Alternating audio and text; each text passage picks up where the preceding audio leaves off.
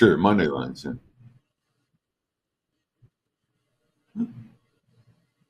Yeah. I mean, it's it's.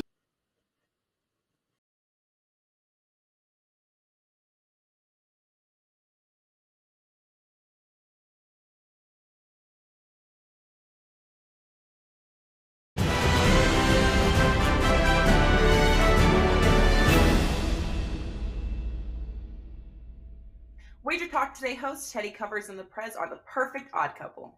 And since you can't have one without the other, we decided to turn it into a promotion.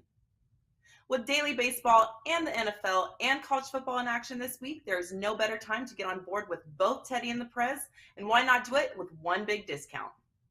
The promotion is simple. You can't get Teddy without the Prez or Prez without the Teddy, so if you buy a 3-day all-access pass from one, you will get a 3-day all-access pass from the other for free. To redeem this deal, just go to either of their pages at WagerTalk, purchase the Odd Couple Special, and lock in both Prez and Teddy for 3 days for the price of one. This offer expires when the Broncos and the Seahawks kick off on Monday Night Football, so act fast and take advantage of the Odd Couple promo.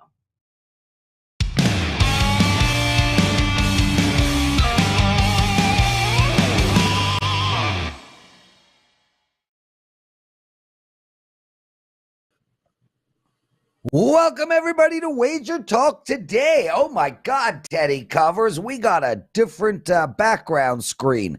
As mentioned, he's Teddy Covers. I'm Lawrence Presman, and you're watching the best daily sports betting show on the planet.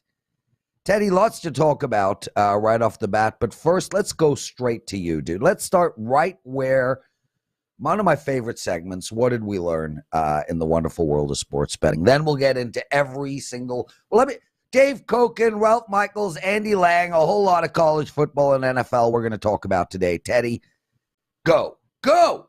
You just want to hear this story, don't you? So you think I'm ornery on this show. All right. You think I'm ornery here.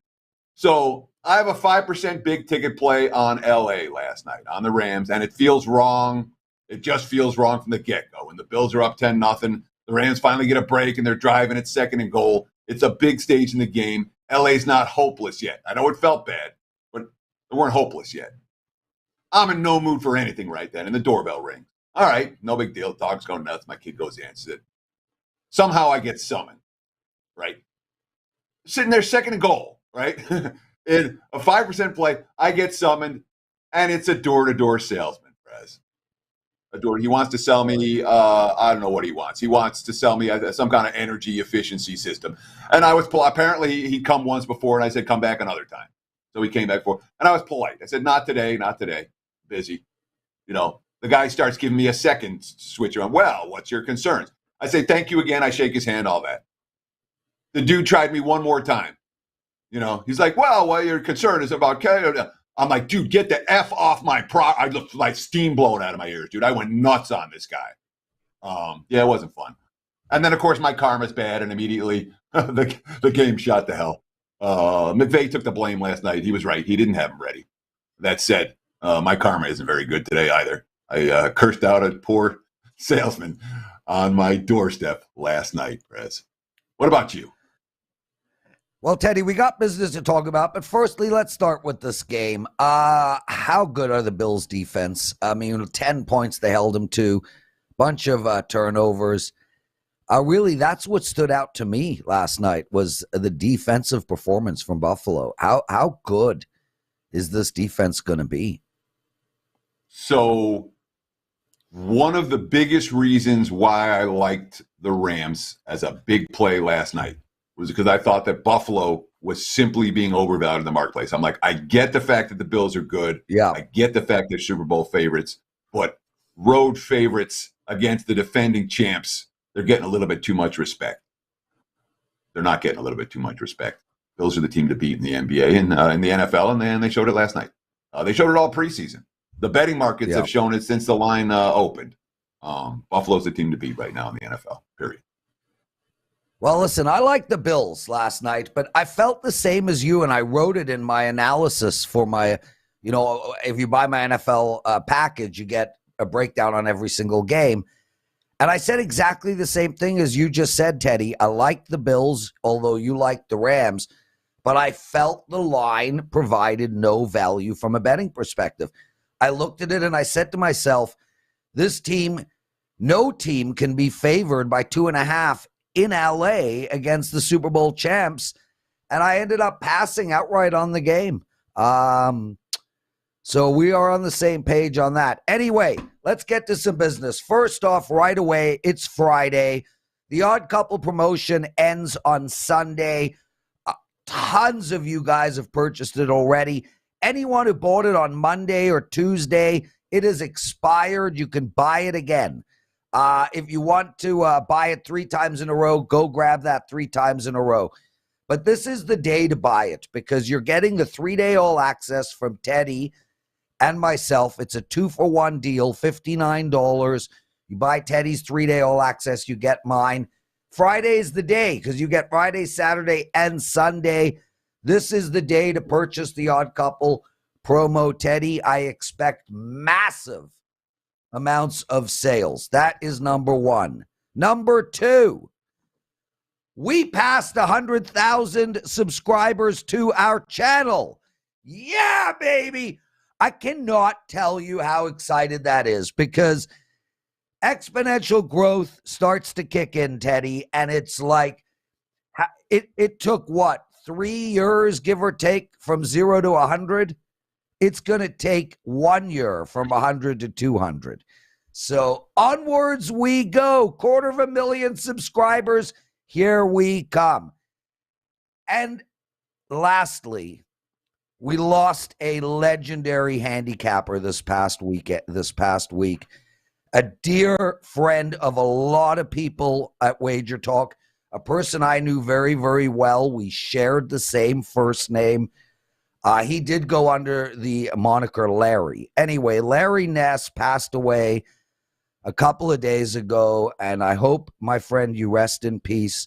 You had a wonderful, rich life, and you went in your sleep, which is a gift, for an absolute gift. So rest in peace, my friend.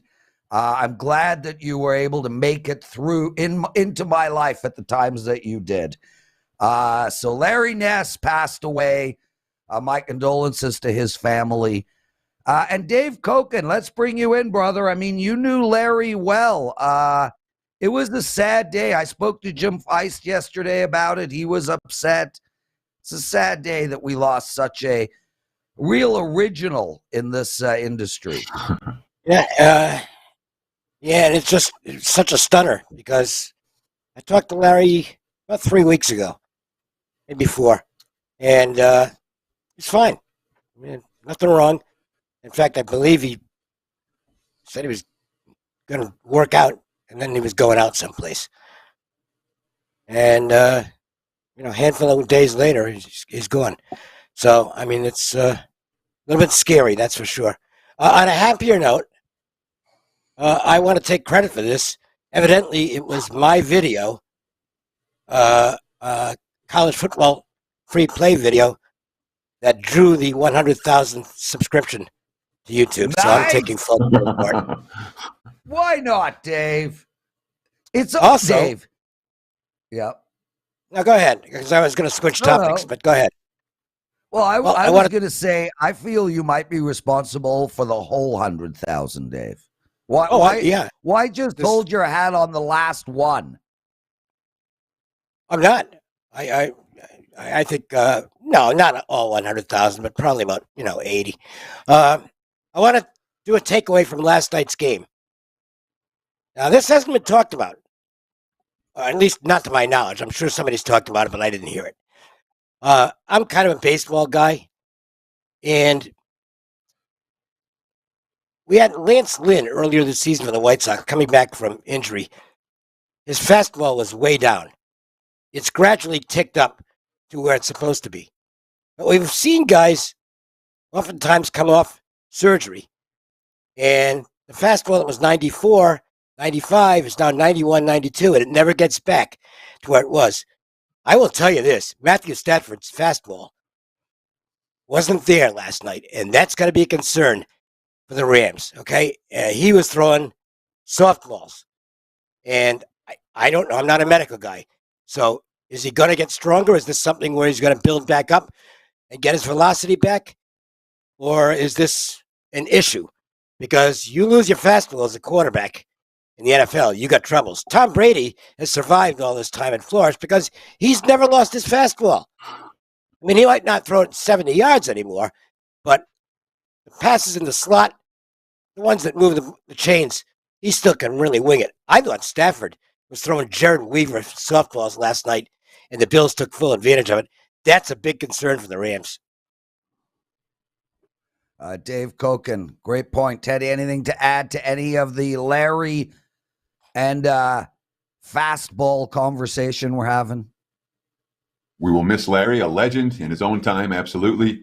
And in terms of Matthew Stafford, look, the Rams' offense wasn't ready last night. McVay didn't have them ready. Or you want to point the finger at Stafford's elbow, you want to point the finger at sitting starters all preseason, whatever it was. McVay said it after the game. I didn't have them ready. We'll see what Rams look like next week. Well, what I'm saying is I don't disagree with that, but it's also a convenient excuse. I don't know why people aren't talking about. I mean, in baseball, we can see what the pitcher's velocity is on every pitch watching the games. Wish they had that in football. Because I will guarantee you his velocity was 4 to 5 miles an hour less than it was last season. So I think that to me is a red flag in the Rams. Going to be watching that situation carefully. Yeah.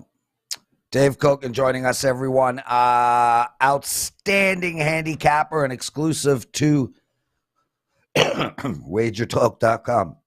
I saw Elton John last night. You guys think Dave Cokin is old? Elton John is 75. Dude played for 2.5 hours straight. Didn't stop. No breaks. So we, Teddy, me, Dave, Ralph, we are young. Young. Oh, yeah. Okay. Wisconsin playing a Washington State minus 17.5 or Wisconsin, a total of 49.5. Dave Cokin, how do we bet this game? Well, I'm not going to take much on Washington State's first game against Idaho. It wasn't great. But I think they're an okay team. Not a world beater by any means, but a team that's probably going to have a decent defense. And I think they're going to have a decent defense against the run. That's really significant in a game like this because Wisconsin, we know what their profile is. They want to run the ball over and over and over again. They want to put Graham Mertz in the least dangerous situations where he has to throw the ball. So if they can stop this team at first and second down and make Mertz pass, they're going to be able to hang in there. Wisconsin's not a team that I am very trustworthy on as far as big numbers are concerned. They're just not a blowout-style team. I think Washington State's got a pretty good chance to hang in this game. Not a game where I'd go money line for even a sprinkle because I don't think they can win. But compete, getting 17, not bad. I lean Wazoo in that game.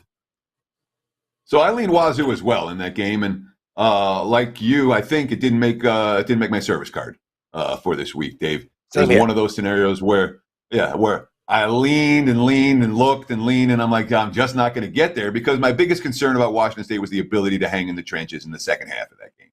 One of the things the Badgers do fairly well and have done successfully for many years is they just pound the tar out of teams in the trenches, and then all of a sudden in the second half you start seeing the 5-yard runs turn into 20-yard runs, turn into touchdown runs.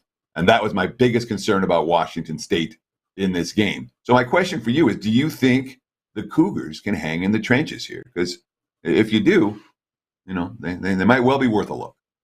Yeah, I do. I don't think they're going to get overrun by the Wisconsin running game. And let's face it, the Badgers have a great running game. But that's their offense. Graham Mertz has not convinced anybody that he can be Mr. Clutch at quarterback. That's the weak spot in Wisconsin. I don't know why they can't get a real good quarterback there, but they can't do it. Maybe it's the style of football they play. At least it's not as bad as Iowa. But I think it makes laying big numbers with Wisconsin kind of dicey. To me, Wisconsin's a team I'm more interested in at short numbers or if they're a dog. And that's certainly not the case here. Dave Cokin, awesome stuff, Dave. Johnny Outlaw writes, Larry Ness was one of the original covers cappers. 2 of the 3 original covers cappers are on the screen right now. You are wrong, Johnny. 3 of 3. Dave Cokin, West Virginia, minus 13.5 against Kansas. How do we bet this game? Kansas is on the uptick. They're so happy with the head coach, they just gave him another year on his contract. Go back to the end of last season, Jayhawks beat Texas. They beat Texas. They took TCU to the wire. They battled West Virginia hard in the last game of the season. Now, I'm not suggesting that Kansas is ready to suddenly vault into contention in the Big 12, but they are getting better. And look, they made a great hire. They got the guy from Buffalo, and he did a wonderful job there. He'd been terrific at a lower level school prior to that. This guy can coach. He's getting better talent. They've actually got some decent guys at the skill positions. I think Kansas gives West Virginia a game here. The Mountaineers have had a little extra time to prepare because they played early in the week against Pittsburgh. And they were pretty good in that game, better than I thought they'd be. But I'm still not sold on the team.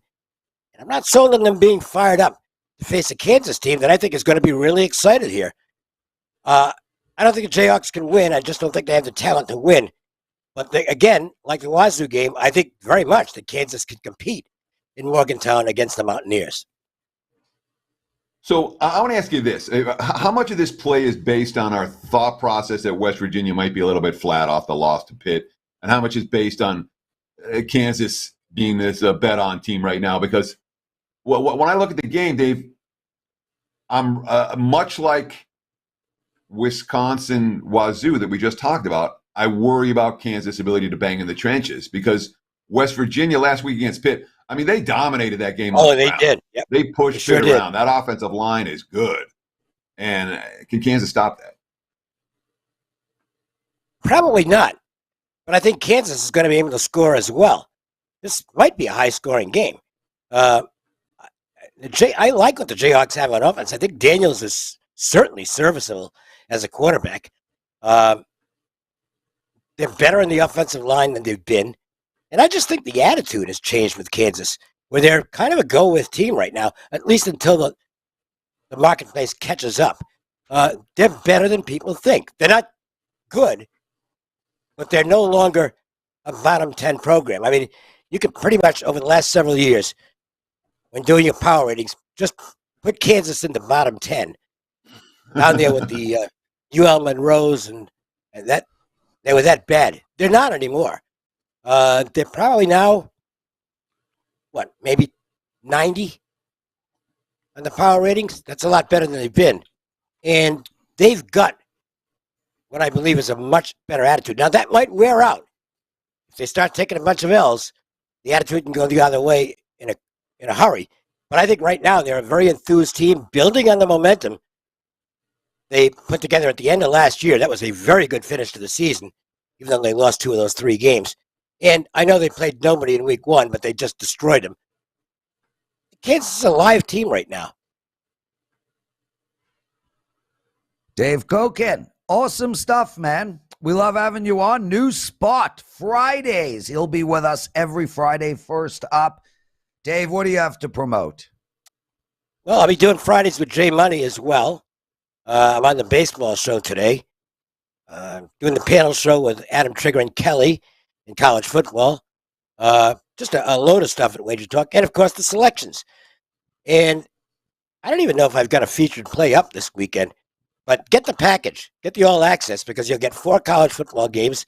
One of them is a free play that's up right now. You'll get 4 NFL games. One of those is a free play as well. So a lot of stuff. If you get the all access package, that's the way to go.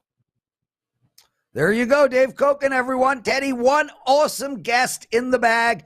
Ralph Michaels and Andy Lang joining us after the break. But first, I got to tell you guys, and Teddy, sorry to do this, but the presidential address, the NFL presidential address, it was put up late afternoon yesterday on our WagerTalk channel, WagerTalk TV at YouTube.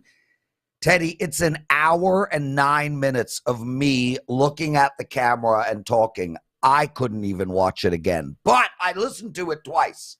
Can't stare at my face for an hour and 9. I'm getting old.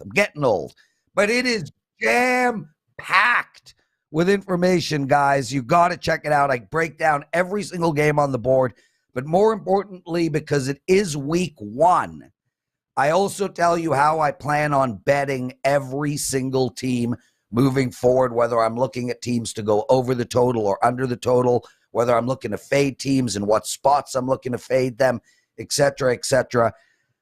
Over 4,000 people have already watched it.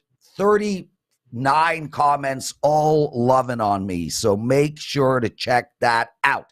Okay, I'm done. We'll take a break. Teddy's Big Game Breakdown, Ralph Michaels, Andy Lang.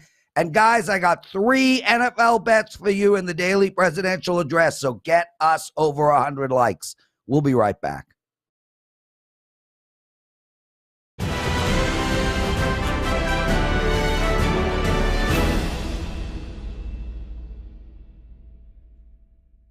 WagerTalk Today host Teddy Covers and the Prez are the perfect odd couple. And since you can't have one without the other, we decided to turn it into a promotion. With daily baseball and the NFL and college football in action this week, there is no better time to get on board with both Teddy and the Prez, and why not do it with one big discount? The promotion is simple. You can't get Teddy without the Prez or Prez without the Teddy, so if you buy a 3-day all-access pass from one, you will get a 3-day all-access pass from the other for free. To redeem this deal, just go to either of their pages at WagerTalk, purchase the Odd Couple Special, and lock in both Prez and Teddy for 3 days for the price of one. This offer expires when the Broncos and the Seahawks kick off on Monday Night Football, so act fast and take advantage of the Odd Couple promo.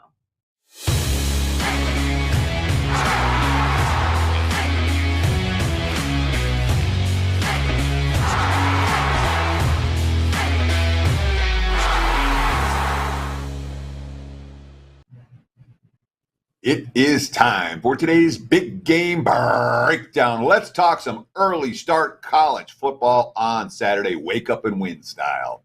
Vanderbilt at home against Wake Forest. Right now, looking at the WagerTalk live odds screen. I'm seeing Wake, let's call them minus 13, total 65.5 between the Demon Deacons and the Commodores. And look, I'm not convinced that Sam Hartman and the explosive Demon Deacons offense is going to be in midseason rhythm in his first game back on the field after an extended illness absence. Nor am I convinced that Wake Forest's defense is the type of stop unit we want to be laying double digits on the road. Wake, their last 10 games versus FBS opposition has allowed 45, 48, 42, 58, 56, 37, and 34. Lit up in 7 of those 10 games.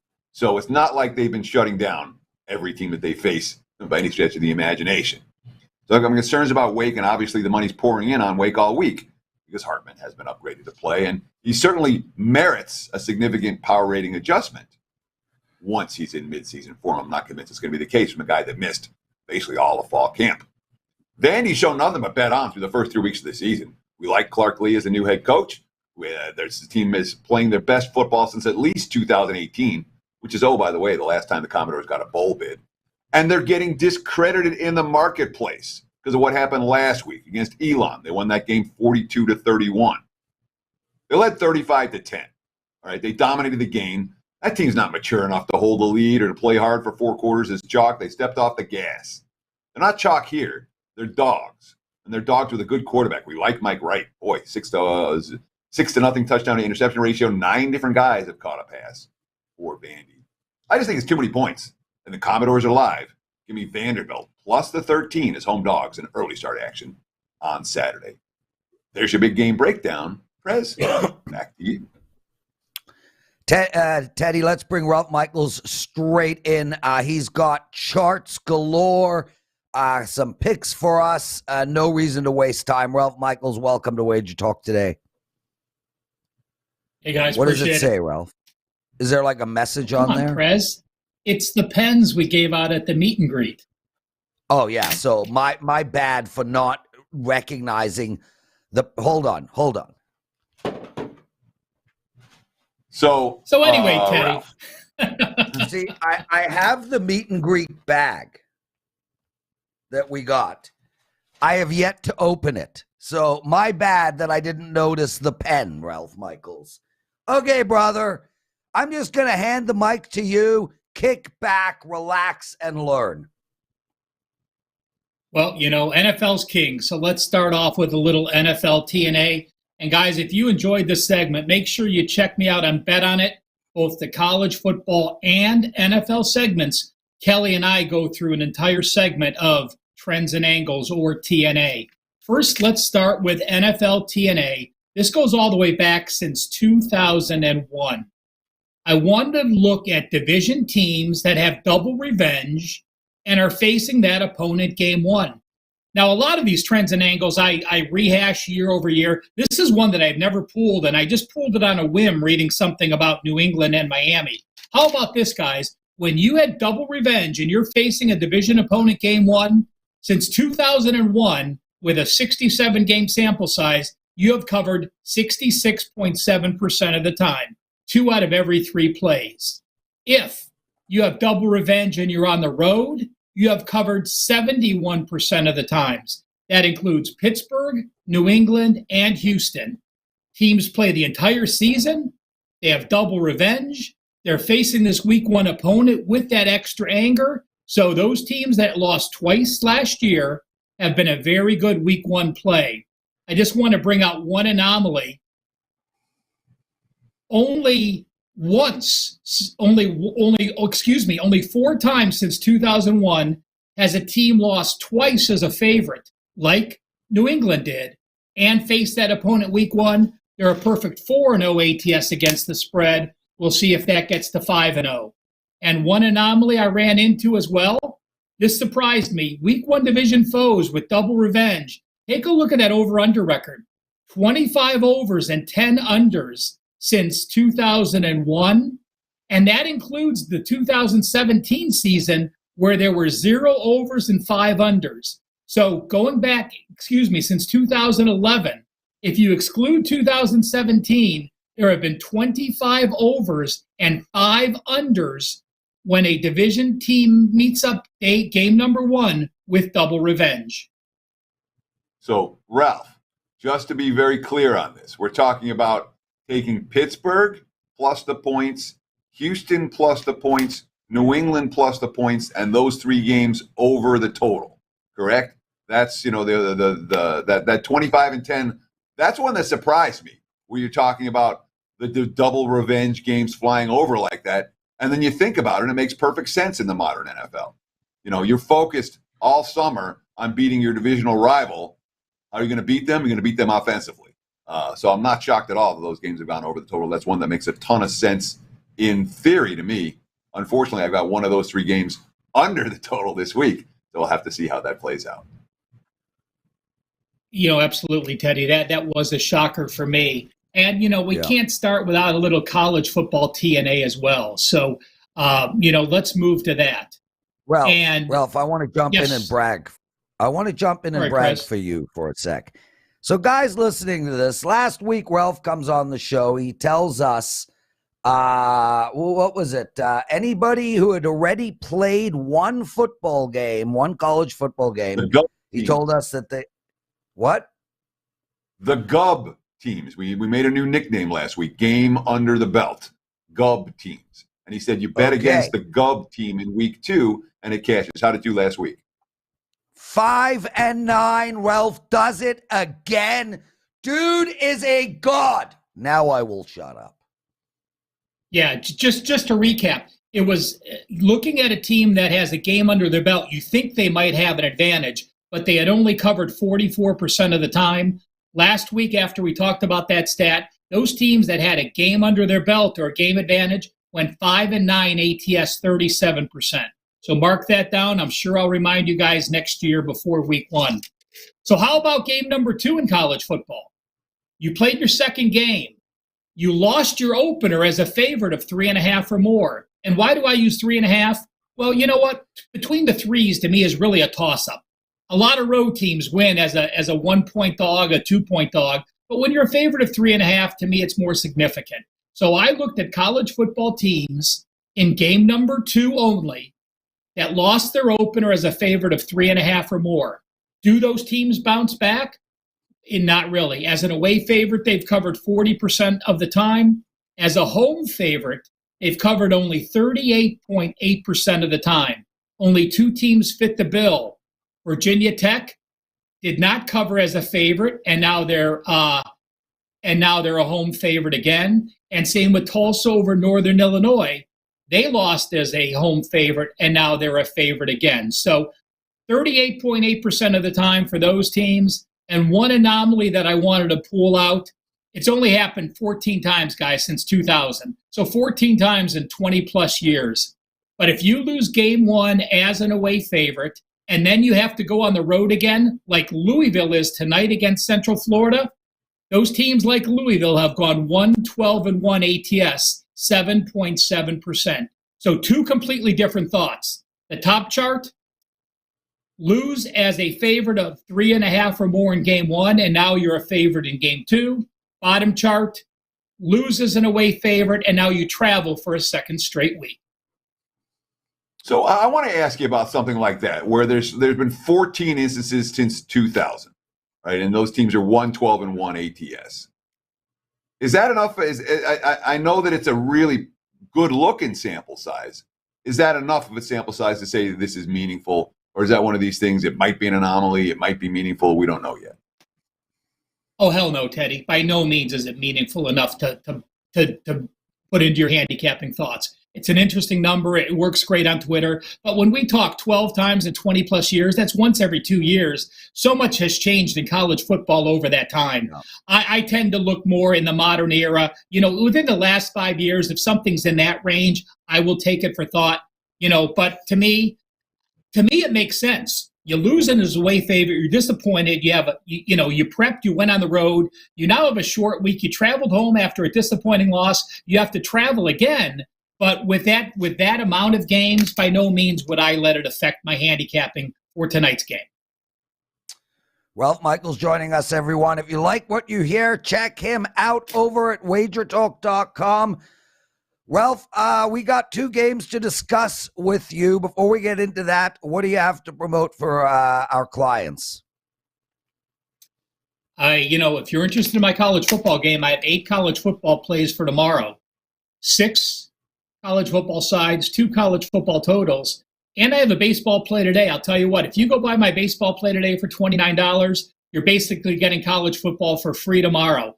I have the entire package available for $29 today, WagerTalk.com. Nice. Ralph, let's get into Boston College. They're playing Virginia Tech this weekend. I was on Old Dominion last week. They were plus 8.5 at one point. It did drop. They won the game outright, but really couldn't score a lick in that game right up until the very end. I don't know if Old Dominion's offense is really bad or Virginia Tech's is really good. Minus 2.5 with the home team, Virginia Tech Hokies, and 45.5 is the total. How do we bet this game, brother? I don't think Virginia Tech's offense is very good, and I don't think Virginia Tech's defense is very good. This is a game where obviously both teams lost. Virginia Tech lost to an in-state FBS school going to Old Dominion. They did have a yardage edge. They put up 340 yards, only allowed 245. But I'll tell you what, Virginia Tech lost that game because they were minus 3 turnovers. You're minus 3 turnovers in a game, you're going to lose that game most times. The situation for Boston College, I was on Rutgers last week. I think Rutgers is a very physical team. Boston College, a very young O-line. They had an injury. But, when I look at this game, I'm getting points with a BC team with an experienced coach. And I'll take Jerkovic, in this second game over Grant Wells, the Marshall transfer for VT, and Pride playing his first conference game at home. So I was rereading my notes from last week as I was watching Boston College Rutgers. And I made a note at the end of the game where BC got the ball back. They had timeouts. They had 2.5 on the clock, 1 score to win, and they had no chance. The offensive line just got blown off the ball by Rutgers, and that was the case for most of the game, where BC's rebuilt offensive line again. They graduated 4 starters and then lost the 5th one to injury in August. How worried are you about this Boston College offensive line against Virginia Tech defensive front that was able to, for extended stretches last week, contain a lesser offense than this one? A hell of a lot, Teddy. As you mentioned, He had one of the strongest offensive lines last year. And for those that don't follow, Christian Mahogany, who was injured this year, might be the first or second guard taken in the NFL draft. He's that good. So to lose that anchor, you look back at who started week one. Kendall, Connolly, Trapelo, Driston, and Klein. Guess what? Those 5 guys have a combined 4 starts in college football in their entire careers. So you have 3 underclassmen. I'm completely concerned, but you had 3 guys starting as first-time starters. You have a redshirt freshman, Kendall, starting at center, a concern for me as well. But I'm believing what Hafley says. He says, you know what? The game one planning for Rutgers was very difficult. We now have 5 guys that played together a game. I'm excited about this O-line. It's going to take some time to pan out. I think Rutgers is a more aggressive defense than VT. Now, Pry may change that. Obviously, he's a defensive-minded, but I like Rutgers' D-line more than Virginia Tech's. And I think with them having a game under their belt and now starting a second straight game, I think we're going to see marked improvement for them, but absolutely a concern. That's why it's a lower rated 3% play for my clients. And that almost made me take it off the play. But I do feel comfortable enough with the situation and the play against Virginia Tech. Ralph Michaels, every single Friday he will be on the show. What a stacked show on Fridays. Dave Cokin, Ralph Michaels, Andy Lang, and of course, Teddy and I. Ralph, thanks so much for joining us, brother. You've promoted. Anything in regards to the gold sheet we need to talk about? Any writing? Anything else? Nope. I will say I had a free play here on New England as well. It goes back to those stats. It goes back to double revenge. It goes back to Belichick being a dog. That's all right, Prez. It's, but we want to save time for Andy as well. So New England as well is on my card. They're going to be on my card as part of a teaser. I'm using them here as the best bet on the line. The double range for angle is strong for me, but this is game one, and I give Belichick a huge edge over a first-year head coach in Miami. Although I do have Miami power rated higher on the season, I think game one is a great spot for the Patriots here. Teddy, I'm going to ask you because I'm fascinated by this game, and I like Miami. I don't like that it moved to 3.5. Ralph likes New England. I like Miami here. What are your thoughts on this game? Because it's a sexy game. I'm involved with the total. It's a client play. You can get it right now over at WagerTalk.com. Dude, I'm involved in the total too. Client play, you can get it right now at WagerTalk.com. I'm going to go take a peek and see if we're on the same play. Frick is Ralph Michaels good. Ralph, you're getting a lot of love in the chat room. We can't thank you enough, brother. What? Look from a side standpoint, just real quick about Miami, New England. If you didn't bet Miami minus 2.5 all summer, and you didn't bet Miami minus 3 all August, you cannot bet Miami minus 3.5 now. I mean, it's not. You can, but it's not a positive expectation wager. When the lines are out there and you miss them, it's okay. It happens to all of us. But it's also okay to go, I missed that, and look for something else or look for something next week. Laying 3.5 with Miami right now is a negative expectation bet, period. And Teddy, it's so important that you just said that. And we can sum that up with the following. Don't chase lines. I called Teddy on the phone a couple of days ago. I'm like, I love Wake Forest, -8. I went to put it in like a few hours later. It was -13. Don't chase lines, guys. If you didn't get... that was injuries, that was a quarterback coming back, and the information was out, and it merits a significant line move. But yes, the concept is very real. I agree with you conceptually. Let's bring in Andy Lang, see what he thinks. Andy Lang, you don't chase lines, do you? No, I'm involved with the New England game as well, except it's with a Mike Gesicki total. So very, very different realm than what you guys are dealing with. Probably not as sexy, but hopefully profitable as well. Yeah, a lot of eyes on that game. Doing great. Glad to be here on a Friday. So, Andy, originally my plan, and guys, as I mentioned before, the NFL Presidential Address is up. You can find it at WagerTalk TV. My original plan was to do prop bets as well inside of the NFL Presidential Address. For my clients, I'm writing these long and paragraphs of info for every game, and I was planning on putting prop bets in there. I realized, Andy, that if you want to look at prop bets for every single game, sleep is not in order. You can't shower. You have to take your computer to the toilet with you. Sex is off the table. Eating is a hard thing to do unless you're staring at your computer. Andy, it's just too much damn work. Oh. It's not for the faint of heart. No, it does take up a lot of time, but all you need to do is find a few plays where the line is off and the value's on your side, and it is completely worth it. We've got a little bit of a strategy, and we've streamlined the process.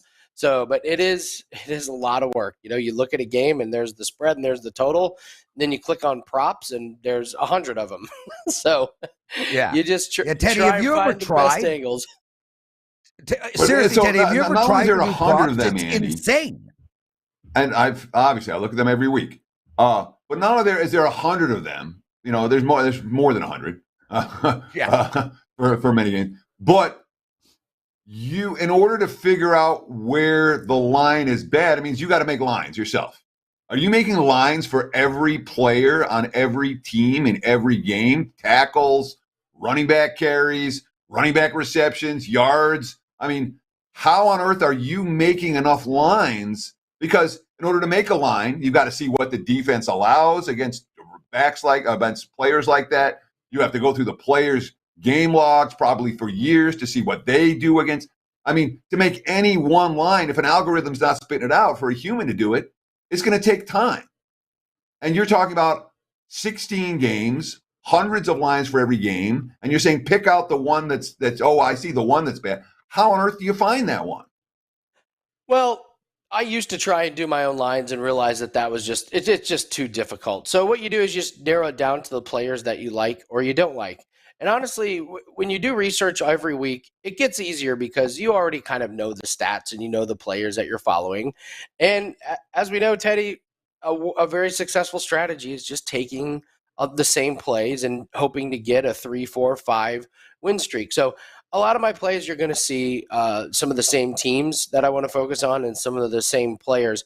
I used to try and make my own lines, and it hurt me because it took my focus away from players and teams that I really want to focus on. So I'll tell you right now, when I go into looking at props, there are some games I'm just not even going to look at because I'm not interested. Perfect example, Denver Broncos, Seattle Seahawks. I couldn't care less about the props in that game. There are too many unknowns, and I don't want that to eat up any of my time. Some people may have strong opinions. I don't. So immediately I know a game like that is completely off my board as far as playing. So then it helps me follow the players and the teams that I really like. But yes, it's a lot of time. I feel like we're getting better and better with each and every game and each and every week. And, hey, when you find those good lines and you cash on them, it's worth it. Last night, 2-0. So we found 2 soft lines, took advantage of it, 2-0, so we're off and running. I debated whether or not to just call it quits on the NFL season and ride that 100% win streak into next year. But I don't think that would go over well. So. Yeah, that's funny. Andy with a funny. Okay, dude, let's go. You got 2 NFL prop bets for us. Give them both to us at the same time, please. Let's do Adam Thielen over 4.5 receptions. Fantasy football players know this guy is always underrated. I talked about him on a panel video earlier this week. So last year, Adam Thielen played 12 full games last year. He went over in 8 of them. One of the games he played was against the Packers. He had 8 catches on 10 targets. And we know the hype on Justin Jefferson this year. He's probably going to be the betting leader. I think he is the betting leader for most receptions, most yards, most touchdowns. If not, he's in the top 3. So I think a lot of the attention in the secondary is going to be on Jefferson. Kirk Cousins played 16 full games last year. He had 31 or more attempts in 13 out of those 16 games. And 2 of the games that he went under were against the Chicago Bears, where they beat him so bad they didn't have to throw. So you've got an offense that is expected to throw the ball more. You got Kirk Cousins, who is already attempting 30 or more passes in each game. And Thielen is healthy. He got hurt at the end of the year. I think people are focusing a little bit too much on his injury at the end of the year. We can get this at plus money at various books. Don't forget to shop around. But I think with all the attention that Green Bay is going to give to Jefferson, it sets up for a really nice Adam Thielen game. So I'm taking over 4.5 receptions. And then I'm going to an under on Ezekiel Elliott. I'm going to take under 45.5 rushing yards. Here's the thing with props, guys. Don't forget, if you're going to take an under, just wait until you get closer to the game time because the numbers most of the time go up. So if you're going to take overs, you want to get in early. If you're going to take an under, wait until it gets to game day. They're playing a healthy Tampa Bay Buccaneers front seven who should be lights out and just a complete monster against running backs. Last year, he faced Tampa in the first game. He rushed 11 times for 33 yards. And now the Cowboys' offensive line is completely banged up, not as good as last year. I think the best way to attack this Tampa team is to get on the outside. I think it actually sets up for a good Tony Pollard game. I think Zeke gets some carries into the middle just to keep the defense honest. Pollard and his speed might be a really good change of pace. So I just don't see over 45.5 rushing yards for Zeke unless he breaks one. And against this Buccaneers front seven, it's going to be too hard. So we cashed this exact same play last year in Tampa, hoping to do it 2 years in a row here. Teddy, Andy, check your Slack. Yeah, I want to ask you about Thielen first. And we only have time for one follow-up, so I'm just going to ask you about Thielen. But what do you make of Green Bay's defense? Because I'm looking at Green Bay's defense like this is an elite unit, and I don't want to be playing guys over against them, especially guys didn't play a whole lot in the preseason. What do you think of that thought process? Absolutely, Green Bay is an elite defense, and I think it's baked into the number. I think that's why we're getting plus money on this play. So I think the value on the number that you're getting plus money, and this number being 4.5 when he got 10 targets and had 8 catches against them. So they don't have to be long bombs. That's not really Thielen's game at this point. And even though the secondary is good, there's not film on this new offense for Minnesota. I think they're going to have some new looks that Green Bay's not going to be ready for. I think Jefferson gets all the attention. So it's a little bit risky going up against an elite defense, but when I can get this plus money on a play that Thielen continues to hit when he's healthy, I'm going to go for it. Andy Lang joining us. And Andy, one last thing. You've got a UFC parlay for us. No analysis. We're right up against it. Just give the parlay out and give, I think we've promoted already. I got you. Jailton Almeida is going to beat Anton Turkalaj, and Irene Aldana is going to beat Macy Chiasson. Just parlay those two together. No analysis needed, but I do have UFC. 2 best bets are up on WagerTalk.com. We got a 5% NFL play that is included with all of our props, but just get a 3-day package. You're going to get all of these plays all the way through the weekend and into Monday. That's what I got. Should be a great weekend. We got off to a great start last night, 2-0 in football. So let's have a great week 1, guys. Andy, what were those 2 fighters that we should parlay together? Jailton Almeida is going to smash Anton Turkalej's head through the mat. And Irene Aldana is going to dominate Macy Chiasson, and my guess is gets a finish when it goes to the ground. So Jailton Almeida and Irene Aldana. Outstanding stuff. Andy Lang, everyone. Teddy, we are well over 100 likes. It's time.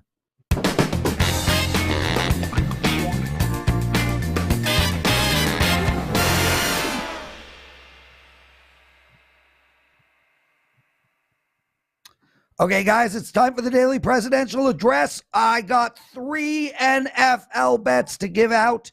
I want to let everybody know, if you buy my All Access NFL package, you get a paragraph on every single game on the board. Some of those games have 3 paragraphs. The whole damn report ended up being 17 pages long. It took hours and hours to write. So check that out. Buy my All Access NFL card. But better than that, get the Odd Couple promotion. Go buy Teddy Covers 3-day All Access for $59. You will get my 3-day All Access for free. Do it today. You'll get today's plays, Saturday's plays, and Sunday's plays. I got a 5-pack of baseball up tonight, my first 5-pack of the year. I got 4 college football plays tomorrow, and I have a 6-pack of NFL plays on Sunday. So get that odd couple promotion. Teddy, guys, 3 plays for you all. If you watch the NFL Presidential Address, these are the 3 best bets that I gave out at the end of the show. The show is an hour and 9 minutes long. It is packed with info.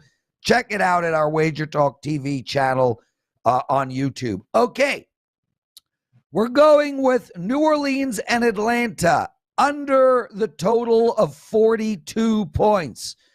We're going with, well, it was Miami at -3. Now it is Miami at -3.5. I did bet it at -2.5 during the summer. We have lost a lot of value. I do think they will still cover 3.5.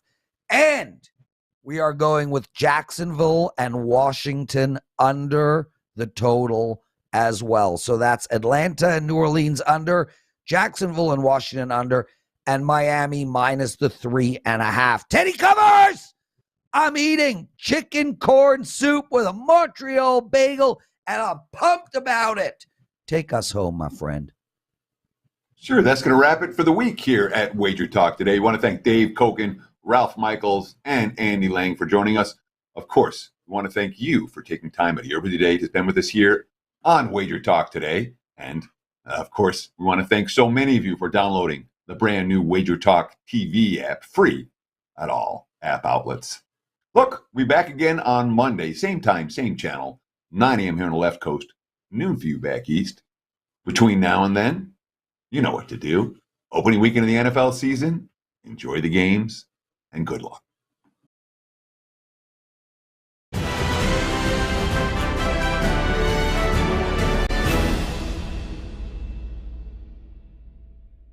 Wager Talk Today hosts Teddy Covers and the Prez are the perfect odd couple.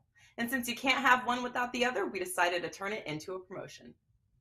With daily baseball and the NFL and college football in action this week, there is no better time to get on board with both Teddy and the Prez, and why not do it with one big discount?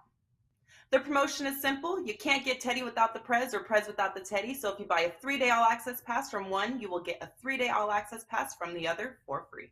To redeem this deal, just go to either of their pages at Wager Talk, purchase the Odd Couple Special, and lock in both Prez and Teddy for 3 days for the price of one. This offer expires when the Broncos and the Seahawks kick off on Monday Night Football, so act fast and take advantage of the Odd Couple promo.